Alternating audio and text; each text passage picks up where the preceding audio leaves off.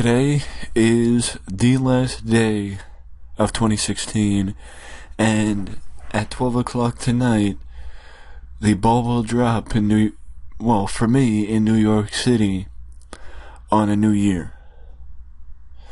And we will be moving toward 2017.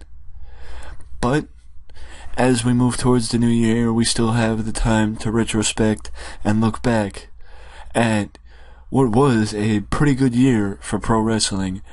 And I know that at this point, if you have followed the website and if you followed any of my other escapades like Express Talk, you know that over the last couple of months, or over the last month or so, I have spent the time giving out the Wrestling Express Awards for certain year-end awards. But right now, I'm going to be giving out my personal awards for certain year-end awards as we look back at 2016 one more time. And I'm going to start with my Tag Team of the Year. And I know that as far as the Wrestling Express Awards go, the Hardy Boys won the Tag Team of the Year. But to be fair, that's not fair to Matt Hardy. It's not fair to Matt Hardy because that would, I feel like, meshing him in with his brother, even though both guys did fantastic work this year and have done wonders to help TNA and finally give people something positive to talk about that company. There is no way you can say that any other team other than the Revival in NXT have become the greatest tag team in pro wrestling today. Because if you watch the Revival and if you see their matches, you see them tear the house down every single solitary time they're in the ring. They are by far the best tag team in not just WWE, but in pro wrestling as a whole. And I wish you'd be able to see the Revival against the Hardy Boys, against the Briscoes, against the Young Bucks, the other great tag teams in pro wrestling. But you can't. Because if we think that the Revival can tear the house down against what the tag teams that WWE have, I can imagine the magic they'd be able to create with teams like the Hardys and the Briscoes. But DIY was very close. The Hardys were very close to becoming Tag Team of the Year. But far and none, I will have to say, especially after the 2 out of 3 Falls matches NXT TakeOver Toronto, the Revival are the Tag Team of the Year and will continue riding high even without the NXT Tag Team titles. And depending on how long they actually do stay down in NXT, they could become the first and only 3-time NXT Tag Team Champions. I don't know if they will, but I think they could. But either way, the Revival will keep riding high on the momentum, even when they come to the main roster. That is, as long as they just leave them alone and let them work. Because that's what they do best. If I was Triple H, I would tell Vince, you don't want to give me complete control over anyone? Give me complete control over Dash and Dawson. That is all I ask. And if he doesn't want to do that, then put Dash and Dawson on SmackDown. You say, oh no, what about the New Day? Put Dash and Dawson on SmackDown, because SmackDown is and will always be the wrestling brand.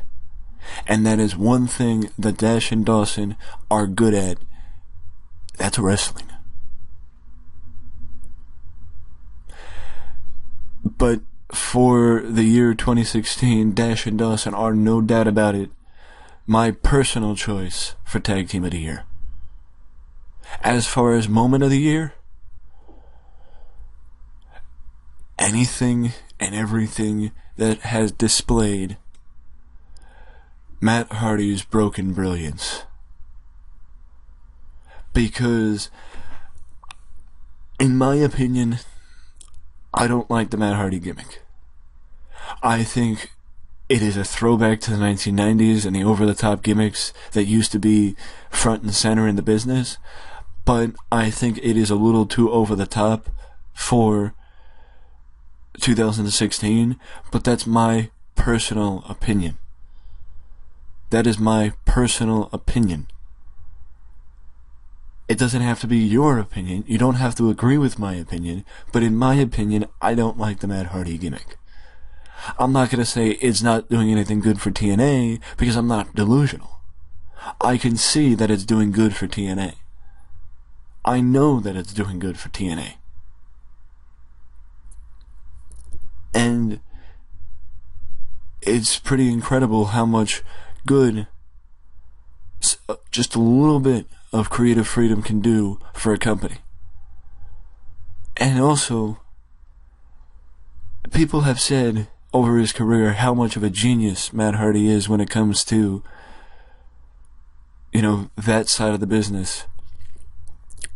And for the first time in his career, I feel like Matt is actually showing how much of a genius he can be. And I'm happy for Matt that he's been able to do this and revitalize his career. And keep his career going for just a little bit longer. I'm happy for Matt, I'm happy for Jeff, I'm happy for TNA.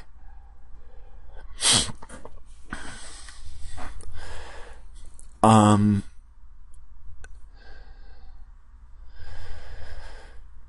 not going to go through the rest of the awards, but now I'm just going to talk about some moments and memories of 2016 and what makes 2016 such a greatly fantastic year and a build year, meaning a year for 2017 to build off of as the stability of the wrestling business becomes more present and things get a little bit better year by year in wrestling to maybe where we can reach a golden age of pro wrestling again.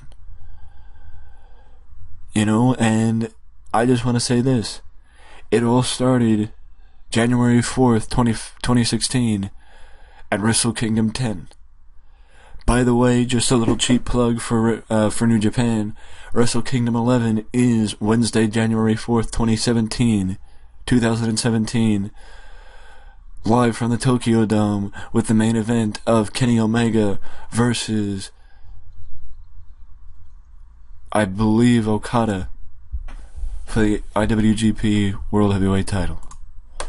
I apologize for not knowing off the top of my head, but either way, it all started at Wrestle Kingdom 10, January 4th, 2016, when the phenomenal AJ Styles and Shinsuke Nakamura tore down the house at the Tokyo Dome one last time for New Japan. And I say one last time because following that event, news broke that Shinsuke Nakamura, the phenomenal AJ Styles, Carl Anderson, and Doc Gallows had given their notice to management in New Japan, saying that they were leaving New Japan. And a few days later, news broke that WWE had raided New Japan of 4 talent. The 4 talent that had given their notice following Wrestle Kingdom 10. AJ Styles, Shinsuke Nakamura, Doc Gallows, and Carl Anderson. A few weeks later, the third entrant in the Royal Rumble match for the WWE was a surprise entrant. And it was the WWE debut of the phenomenal AJ Styles. The shock, the awe, the anticipation, the pop that AJ got when he walked out to the ring on that night still gives me goosebumps because it was a sight that I, for one, never thought I'd see. I never thought I'd see AJ Styles in a WWE ring. But this year proved me wrong. And it was incredible. Just the sight of seeing AJ Styles in the ring. And that Royal Rumble match, even though Triple H ended up winning, it was one of the best Royal Rumble matches we've seen in a very long time. In a very long time. And I'm happy that that was the first pay-per-view of 2016. Now we slide a little bit forward, where Shinsuke Nakamura makes his NXT debut in NXT Takeover Dallas a few weeks later, and the day before WrestleMania 32 against Sami Zayn in one of the best matches I have ever seen. In one of the best matches that I have ever seen in my life, and I've watched wrestling, and I've been watching wrestling for the last 18 years, and that is the best match I have ever seen.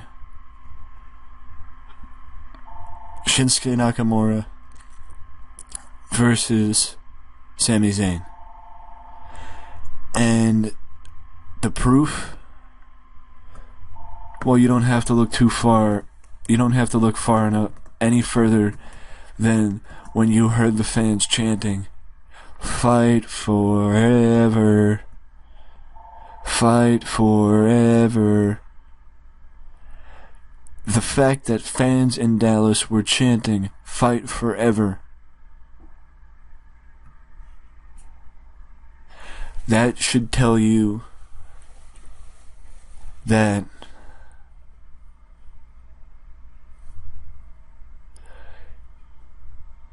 he had, that match was by far, if not one of the best matches in the year, the best match in the year. And it should also just tell you the talent of Shinsuke Nakamura, because Shinsuke Nakamura versus AJ Styles was awarded 5 stars by Dave Meltzer. And in my opinion, Sami Zayn versus Shinsuke Nakamura should have been awarded 5 stars. But it wasn't. But either way, his first 2 matches of the year his first 2 high-profile matches of the year were Match of the Year candidates. That just shows how good Shinsuke Nakamura is.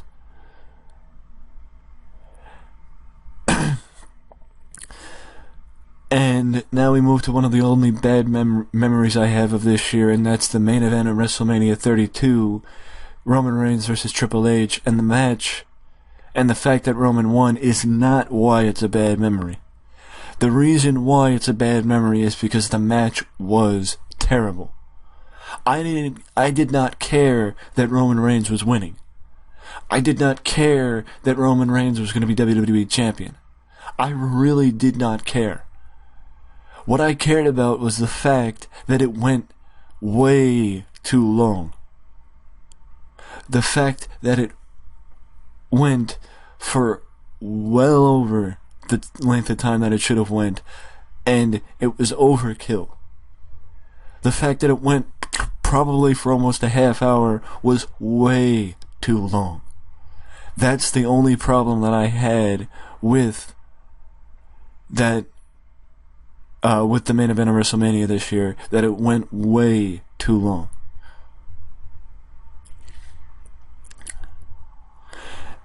And then let's jump forward. Let's graze over some other things. In May, we saw the start of Broken Matt Hardy. Over the course of the late spring, early summer, and into the summer, all throughout the summer, we saw one of the greatest feuds in wrestling history finally come to a head. Kevin Owens versus Sami Zayn. And I say they're one of the greatest feuds in pro wrestling because they've been feuding on and off for the last 6 years. And if you don't know what I'm talking about, then you never saw Kevin Steen versus El Generico when Sammy and Kevin were on the Independents. They have been feuding on and off for the last 6 years, and it all started with one chair shot in the Manhattan Center in December 2009 for Ring of Honor. And from December 2009 till, about July 2016, Sami Zayn and Kevin Owens feuded in every major professional wrestling company, from Ring of Honor to Pro Wrestling Guerrilla to NXT to WWE to wherever the two of them were. They fought and they tore the house down every single time.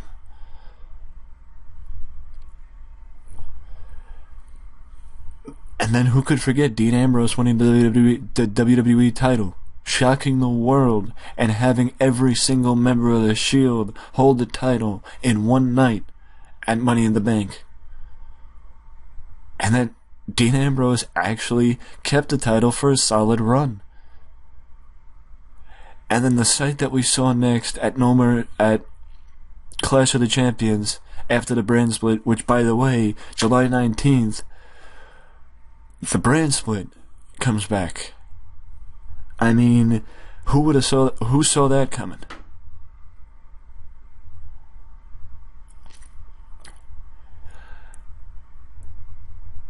And then at Clash of Champions, AJ Styles becomes WWE Champion. Who saw that coming? You know, John Cena becoming a glorified part-timer. The promo that John Cena cut last week on SmackDown. I mean, I'm excited to watch. I'm excited to see what happens next. Shane McMahon coming back. That is something nobody ever thought would happen, especially in 2016. Goldberg coming back. Another thing nobody thought would happen. 2016 has been an incredible year for professional wrestling. And I'm going to even throw it out. Kenny Omega becoming the first Gaijin to win the G1 Climax in the history of New Japan. 2016 has been an incredible year.